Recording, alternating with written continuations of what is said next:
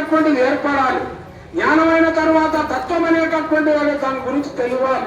తెలుసుకున్నాక అప్పుడు ఈ ముక్తి అనేటటువంటిది అప్పుడు మనకు కలుగుతుంది. కాబట్టి అటువంటి దానికి మనము యొక్క ప్రాయములు ఎంతవరకు అంతవరకే నిలిచిపోయేది ఏమిటి ఈ యొక్క కర్మానుష్ఠానాలకే. కాబట్టి మనం ఎంతవరకు ఎదగాలి అంటే చెప్తా ఉన్నాడు. మనం 4 తెగలు మనకు జన్మన జాయతే శూద్ర, కర్మణ జాయతే ద్విజ, వేద పాఠంతు విప్రాణం, బ్రహ్మ జ్ఞానంతు బ్రాహ్మణ. అంటే మనం శూద్ర జన్మ అంటే ఏది ఈ యొక్క మనకు శరీరము నేను అనుకోవడం అంతా శూద్ర జన్మ అంటారు. బ్రాహ్మణ గర్భంలో ఉంటుంది, క్షత్రియ గర్భంలో ఉంటుంది, వైశ్య గర్భంలో ఉంటుంది, శూద్ర గర్భంలో ఉంటుంది. అందరూ కూడా బాల్యంలో శూద్ర జన్మ. కాబట్టి దాన్ని ఏంటి కర్మానుష్ఠానం చేత ద్విజ జన్మ అనేటటువంటిది 2వ జన్మ కర్మ సంస్కారం. అంటే శైవులు ఆ లింగం ధారణ వేసుకొని పంచాక్షరి మంత్రం చదువుతూ ఉంటారు. మరి శాక్తీయులు అమ్మవారి మాల వేసుకొని మా శ్రీమాత్రి అనేటటువంటి చదువుతూ ఉంటారు. వైష్ణవులు ఓం నమో నారాయణ అనేటటువంటి మంత్రాలు చదువుకుంటారు. మరి గాయత్రి ఉపాసన చేసినటువంటి వాళ్ళు గాయత్రి మంత్రాలు చదువుకుంటారు. కాబట్టి ఈ కర్మ వల్ల వాళ్ళు ఏం చేస్తున్నారంటే ద్విజన్మల సంస్కారవంతులు అవుతా ఉన్నారు. ఈ సంస్కారం ఎట్లా అంటే మనకు శిథిలమైనటువంటి బండిని రిపేర్ చేసుకున్నట్లు అప్పుడు మన ఇంద్రియాలతోటి మనం ఏం పని చేయాలి, కన్నులతోటి దేన్ని చూడాలి, చెవులతోటి దేన్ని వినాలి, నాలుకతోటి దేన్ని అనాలి, దేన్ని తినాలి, చేతులతోటి ఏమి ఇవ్వాలి, ఏం తీసుకోవాలి, పాదాలతోటి ఎక్కడ ప్రయాణించాలి అనేటటువంటి దాన్ని మనకు చెప్తారు. కాబట్టి ఇవన్నీ ఎక్కడ జరుగుతూ ఉన్నాయి? బుద్ధి చేత మనం అన్ని నిశ్చయం చేసుకున్న తర్వాతనే మన కర్మానుకులు అవుతాం. కాబట్టి ఈ కర్మను చూసాం. మరి ఏమి మనకు ఏదో ఒట్టిగా మనకు ఇతరేతర దేశంలాగా ధనము సంపాదించుకోవాలి, భోగభాగ్యాలతో విలసిల్లి ఆనందపడాలనేటటువంటిది లేదు. మన పూర్వ ఋషులు మరి ఇంత వేలాది లక్షలాది సంవత్సరాల క్రితమే మానవుడు చేయవలసినటువంటి ధర్మాలు చేయబడినటువంటి ధర్మాలన్నీ వాళ్ళు రాసిపెట్టారు.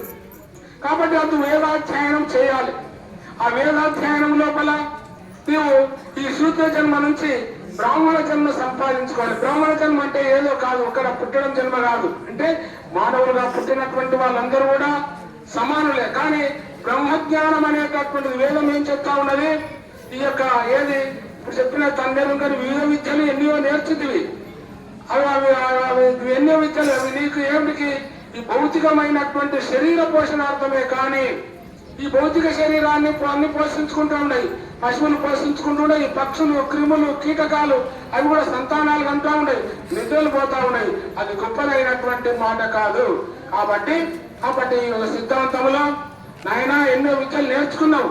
కాబట్టి భూతం అనేటటువంటిది మనకి ఎట్లా పట్టుకున్నది, గురుకారణ సూక్తి ఎట్లా పోతుంది అనేటటువంటి దానికి ఉపమానం చెప్తాను. ఎట్లంటే ఒక బ్రాహ్మణుడికి ఈ యొక్క శూద్రభూతం తగిలిందట. తగిలే వరకల్లా ఆయన ఏమంటా ఉన్నాడు, అమ్మ వాళ్ళందరినీ ఇంట్లో అంతా భయపెట్టిస్తా ఉన్నాడు. ఈ రోజు నాకు కోళ్ళను తీసుకురండి, నాకు పెద్ద గుడాలేయండి, కన్ను పొంగలు తీసుకురండి, సారసీసలు తీసుకురండి అంటున్నాడు. అంటే ఏ బ్రాహ్మణునికి ఇదేం పిచ్చి పట్టింది, ఎట్లయిందని చెప్పి వాళ్ళకి ఎక్కడ ఇంటి వాళ్ళకి తోచలే. వీళ్ళని అడిగితే ఇదేదో దయ్యం పట్టినట్లా ఉన్నది, దీన్ని భూత వైద్యులు తీసుకురావాలని చెప్పినట్టు. ఆ భూత వైద్యుని తీసుకొని వచ్చాడంట.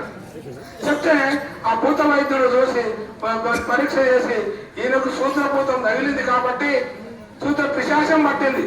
ఆ పిశాచం వదలాలంటే ఆయనకు వాస్తవంగా కళ్ళు కుండలు తీసుకురావాలి, గుడాలు తీసుకురావాలి, సారసీసం తీసుకురావాలి, పెద్ద పెద్ద కళ్ళు పొగలు తెచ్చిపెట్టాలి. ఇక మొత్తం మంత్రులు చెప్పినట్టు తెచ్చిపెట్టారు. ఆయన బాగా పెద్ద లొడ్డు తీసుకున్నాడు కదా, పెట్టి కొడతా ఉన్నాడు. ఇక నీకు దగ్గర తెచ్చిపెట్టి ఇక్కడ నుంచి నుంచి పోతున్నాడు, దెబ్బలు కొట్టే కల్లా పోతున్నా అయిపోయింది.